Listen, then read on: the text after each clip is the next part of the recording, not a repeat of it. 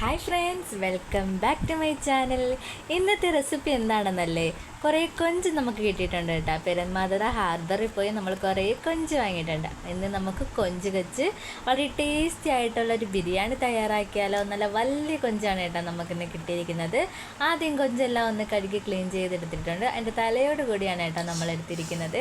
ഇനി നമുക്കതിന് വേണ്ടി പൊരിക്കാനായിട്ടുള്ളൊരു മസാല തയ്യാറാക്കിയെടുക്കാം. അതിനായി ഇതാ ഒരു പാത്രം എടുത്ത് അതിലേക്ക് മസാലകൾ ഇട്ട് കൊടുക്കാം. 1/2 സ്പൂൺ മഞ്ഞൾപ്പൊടിയും 2 സ്പൂൺ മുളക് പൊടി,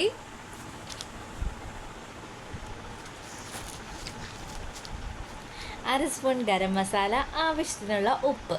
ഇതെല്ലാം കൂടിയിട്ട് നമുക്ക് നന്നായിട്ടൊന്ന് മിക്സ് ചെയ്തെടുക്കണം. ഇതിലേക്ക് ഒരു അല്പം വെള്ളം ഒഴിച്ചു കൊടുക്കാം. വെള്ളം ഒഴിച്ച് വേണം ഒന്ന് മിക്സ് ചെയ്തെടുക്കാൻ.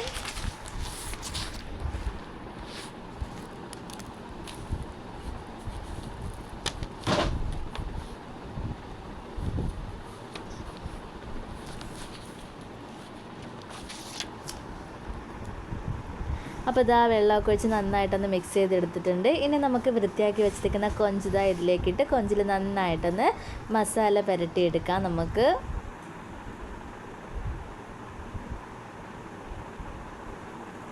കുറേശ്ശെ ആയിട്ടെടുത്ത് നമുക്കൊന്ന് മസാല പുരട്ടിയെടുക്കണം. നന്നായിട്ട് മസാല നമ്മുടെ കൊഞ്ചിനകത്തുനിന്ന് പിടിച്ച് വരുന്നവരെ നമുക്ക് നന്നായിട്ടൊന്ന് മസാല കൈ കൊണ്ട് തന്നെ ഇതുപോലെ ഒന്ന് തേച്ചൊന്ന് എടുക്കാം.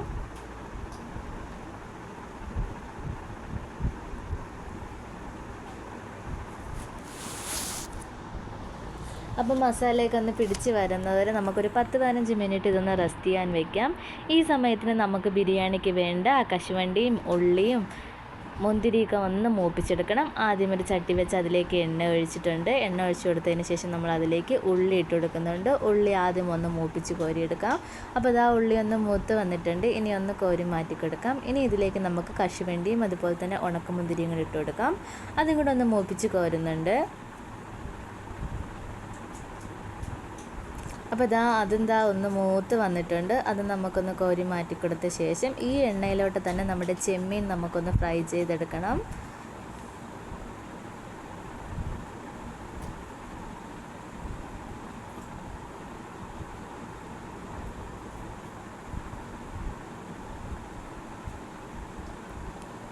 അപ്പോൾ ഇതും കോരി മാറ്റി കൊടുത്തിട്ടുണ്ട്. അപ്പോൾ നമ്മുടെ കൊഞ്ചിലേക്ക് നന്നായിട്ട് മസാലയൊക്കെ ഒന്ന് പിടിച്ച് വന്നിട്ടുണ്ട്.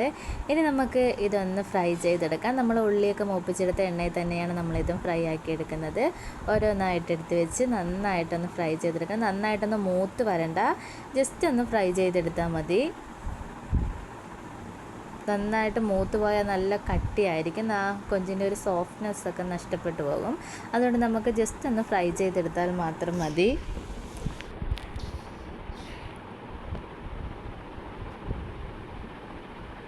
അപ്പോൾ അതിൻ്റെ ഒരു സൈഡൊന്ന് മൂത്ത് വന്നിട്ടുണ്ട്. ഇനി നമുക്കിതൊന്ന് തിരിച്ചിട്ട് കൊടുക്കാം. ഇത്ര ഒന്ന് ഫ്രൈ ആക്കി എടുത്താൽ മതി.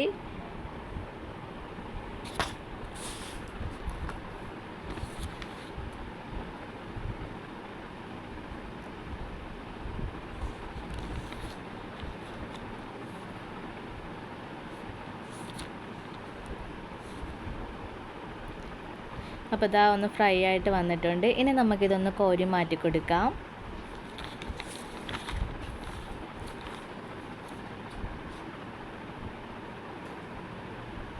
ഇതുപോലെ തന്നെ നമുക്ക് ബാക്കിയുള്ളതെല്ലാം കൊഞ്ചും ഒന്ന് ഫ്രൈ ആക്കി എടുക്കണം.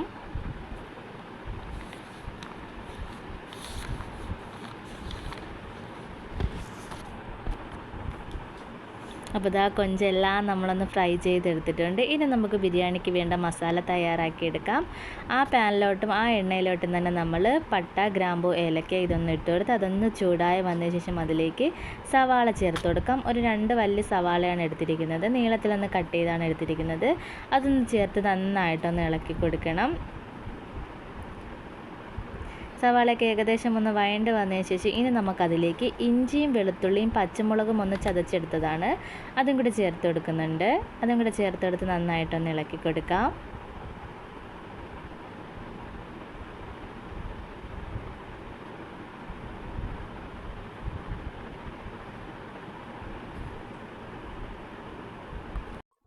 ഇഞ്ചിയുടെയും വെളുത്തുള്ളിയുടെയും പച്ചമുളകിൻ്റെയൊക്കെ ഒരു പച്ചമണം മാറി വരുമ്പോൾ അതിലേക്ക് നമുക്ക് തക്കാളി ചേർത്ത് കൊടുക്കാമേ. തക്കാളിയും ചെറുതായിട്ടൊന്ന് കട്ട് ചെയ്ത് വെച്ചതാണ്. തക്കാളിയുടെ ചേർത്തത് നന്നായിട്ടൊന്ന് ഇളക്കി കൊടുക്കണം. ഈ തക്കാളിയൊക്കെ നന്നായിട്ടൊന്ന് വെന്ത് ഉടഞ്ഞ് വന്നതിന് ശേഷമാണ് നമ്മളിതിലേക്ക് മസാലകളൊക്കെ ചേർത്ത് കൊടുക്കുന്നത്. ഇതിലേക്ക് ഇനി നമുക്ക് ചേർത്ത് കൊടുക്കാനുള്ള മല്ലിയിലയും അതുപോലെ തന്നെ കുറച്ച് കറിവേപ്പിലയാണ്. അതും കൂടെ ചേർത്ത് നന്നായിട്ടൊന്ന് ഇളക്കി കൊടുക്കാം. അപ്പോൾ ഇതാ നന്നായിട്ടൊന്ന് ഇളക്കി കൊടുത്തിട്ടുണ്ട്. തക്കാളിയൊക്കെ നന്നായിട്ടൊന്ന് വെന്തുടഞ്ഞ് വന്നിട്ടുണ്ട്. നമുക്കിനി പൊടികൾ ചേർത്ത് കൊടുക്കാം. 1 സ്പൂൺ കുരുമുളക് പൊടി, 1/2 സ്പൂൺ ഗരം മസാല, 1/2 സ്പൂൺ മഞ്ഞൾപ്പൊടി. ഇത് ഇത്രയാണ് ചേർത്ത് കൊടുത്തത്. അത് ചേർത്ത് നന്നായിട്ടൊന്ന് ഇളക്കി കൊടുക്കുന്നുണ്ട്. അതൊന്ന് ചേർത്ത് ഇളക്കി കൊടുത്ത ശേഷം ഇനി ഇതിലേക്ക് ചേർത്ത് കൊടുക്കുന്നത് ഫിഷ് മസാലയാണ്. അപ്പം നമുക്കിത് ഫിഷ് മസാല ഒരു 2 സ്പൂൺ ഫിഷ് മസാല ചേർത്ത് കൊടുക്കുന്നുണ്ട്. ഫിഷ് മസാലയും കൂടെ ചേർത്ത് നന്നായിട്ടൊന്ന് ഇളക്കിയെടുത്ത് ആ പൊടിയുടെയൊക്കെ ഒരു പച്ച മണം മാറിയതിന് ശേഷം നമ്മൾ ഫ്രൈ ചെയ്ത് വെച്ചിരിക്കുന്ന കൊഞ്ച് നമുക്കതിലേക്ക് തട്ടിക്കൊടുക്കാം. കൊഞ്ച് തട്ടിക്കൊടുത്ത് ഒന്ന് ഇളക്കിയെടുക്കണം. ഇളക്കിയെടുത്ത ശേഷം നമുക്കതിലേക്ക് ഒരു അല്പം വെള്ളം ചേർത്ത് കൊടുക്കാം. അല്പം വെള്ളം മാത്രം ചേർത്ത് കൊടുത്താൽ മതി. അല്പം വെള്ളം ചേർത്ത് നന്നായിട്ടൊന്ന് ഇളക്കിയെടുക്കാം. അപ്പോൾ ഇതാ ചൂടുവെള്ളമാണ് ചേർത്ത് കൊടുക്കുന്നത്. ചൂടുവെള്ളമൊക്കെ ചേർത്ത് നന്നായിട്ടൊന്ന് ഇളക്കിയെടുക്കുക. അത് അപ്പം തന്നെ തിളച്ച് വന്നിട്ടുണ്ട്. ഒരു 10 മിനിറ്റ് ഒന്ന് ചൂടായതിന് ശേഷം നമുക്കിതൊന്ന് ഓഫ് ചെയ്ത് കൊടുക്കണം. അപ്പം നമ്മുടെ ബിരിയാണിക്ക് വേണ്ടിയുള്ള കൊഞ്ചിൻ്റെ മസാല ഇവിടെ തയ്യാറായിട്ടുണ്ട്. ഇനി നമുക്ക് റൈസ് കൂടെ ഒന്ന് വേവിച്ചെടുക്കാം. റൈസ് വേവിക്കാനായി ഒരു ചരുവം വെച്ച് അതിലേക്ക് നെയ്യ് ഒഴിച്ച് കൊടുക്കുന്നുണ്ട്. നെയ്യ് ഒന്ന് ചൂടായി വന്ന ശേഷം നമുക്കതിലേക്ക് പട്ട, ഗ്രാമ്പൂ, ഏലക്ക, തക്കോലം ഇതെല്ലാം കൂടെ ഇട്ട് കൊടുത്ത് നന്നാക്കി ഒന്ന് ചൂടാക്കിയെടുക്കാം. പിന്നെ അതിലേക്ക് കുറച്ച് സവാളയും അതുപോലെ തന്നെ കുറച്ച് കറിവേപ്പിലയും കൂടി ഇട്ട് കൊടുക്കുന്നുണ്ട്. അതും കൂടി ഇട്ട് ഒന്ന് ഇളക്കിയെടുക്കാം. കുറച്ച് മല്ലിയിലയും കൂടി ഇട്ട് കൊടുക്കുന്നുണ്ട്. ഇനി അത് നന്നായിട്ടൊന്ന് ചൂടായി വന്ന ശേഷം അതിലേക്ക് നമുക്ക് വെള്ളം ചേർത്ത് കൊടുക്കാം. 1 ഗ്ലാസ് അരിക്ക് 2 ഗ്ലാസ് വെള്ളം എന്ന കണക്കിനാണ് ഞാൻ വെച്ച് കൊടുക്കുന്നത്. നമ്മളിവിടെ കൈമ റൈസാണ് എടുത്തിരിക്കുന്നത്. അപ്പോൾ ഇതാ അരിയും കൂടെ ചേർത്ത് കൊടുത്തിട്ടുണ്ട്. വെള്ളം നന്നായിട്ടൊന്ന് തിളച്ച് വന്നതിന് ശേഷം നമ്മൾ അതിലേക്ക് അരി ചേർത്ത് കൊടുക്കുന്നുണ്ട്.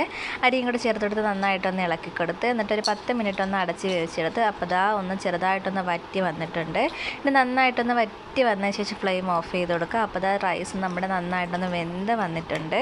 ഇനി നമുക്കിനകത്തുനിന്ന് പകുതി ഒന്ന് കോരി മാറ്റി കൊടുത്തതിന് ശേഷം നമുക്ക് കൊഞ്ചിൻ്റെ ഗ്രേവി മസാല ഇതിലേക്ക് വെച്ച് കൊടുക്കണം. അപ്പോൾ കൊഞ്ചിൻ്റെ മസാല നമ്മളിതാ ഈ ചോറിൻ്റെ സെൻറ്ററിലോട്ടൊന്ന് വെച്ച് കൊടുക്കുന്നുണ്ട്.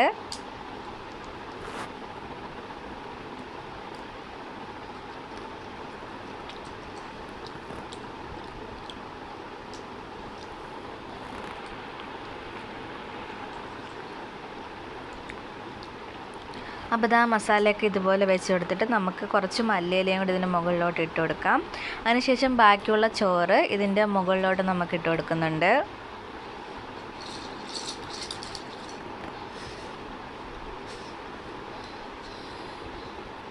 അപ്പോൾ ഇതാ ബാക്കിയുള്ള റൈസിൻ്റെ മുകളിലോട്ട് ഇട്ട ശേഷം നമ്മൾ വറുത്ത് വെച്ചിരിക്കുന്ന അണ്ടിപ്പരിപ്പും സവാളയും അതുപോലെ തന്നെ മുന്തിരിയും കൂടെ നമുക്ക് ഇതിൻ്റെ മുകളിലോട്ടൊന്ന് ഇട്ട് കൊടുക്കാം.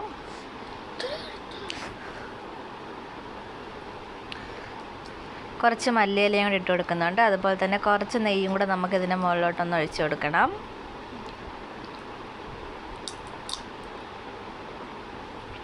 ഇനി നമുക്കൊരു 10-15 മിനിറ്റ് ഒന്ന് ചൂടാക്കി ഒന്ന് ദം ചെയ്തെടുക്കാം അടച്ച് വെച്ച്. അപ്പോൾ ഇതാ ഒരു 10-15 മിനിറ്റ് നമ്മൾ ദം ചെയ്യാനായിട്ട് വെച്ചിട്ടുണ്ട്. അപ്പോൾ ഇതാ ഒരു 10-15 മിനിറ്റ് കഴിഞ്ഞ ശേഷം നമ്മളൊന്ന് തുറന്ന് നോക്കിയിട്ടുണ്ട്. അപ്പോൾ നമ്മുടെ വളരെ ടേസ്റ്റി ആയിട്ടുള്ള കൊഞ്ച് ബിരിയാണി ഇവിടെ സെറ്റായിട്ട് വന്നിട്ടുണ്ട്. റൈസൊക്കെ നന്നായിട്ട് വെന്ത് കിട്ടിയിട്ടുണ്ട്. ഇനി നമുക്കിതൊരു പാത്രത്തിലോട്ട് മാറ്റി കൊടുക്കാം. അപ്പോൾ ഒന്ന് ട്രൈ ചെയ്ത് നോക്കുക. അതുപോലെ തന്നെ ഫീഡ്ബാക്ക് അറിയിക്കാനും മറക്കല്ലേ. വീഡിയോ ഇഷ്ടപ്പെടുകയാണെങ്കിൽ ചാനൽ ഒന്ന് സപ്പോർട്ട് ചെയ്യണേ.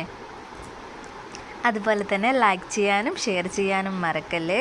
വളരെ ടേസ്റ്റി ആയിട്ടുള്ളത് അതുപോലെ തന്നെ എളുപ്പത്തിൽ നമുക്ക് തയ്യാറാക്കാൻ പറ്റുന്നതുമായൊരു ചെമ്മീൻ ബിരിയാണി റെസിപ്പിയാണിത്. അപ്പോൾ നമുക്ക് വേറൊരു റെസിപ്പിയുമായിട്ട് ഇനിയും കാണുന്നത് വരെ bye and thank for watching.